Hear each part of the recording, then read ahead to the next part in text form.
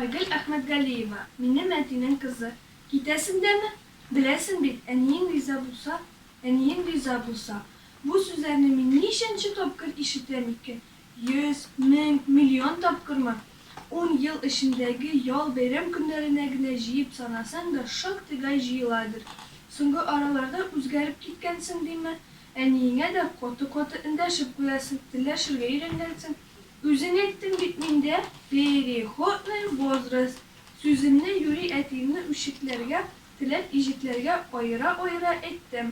Әтием курткасын төймәләп бетергәч, миңа шелтәле карап куйды. Ә мин исә бер нәрсәгә исем китмәгәндәй, ирен чите белән елмаеп башымны читкә бордым.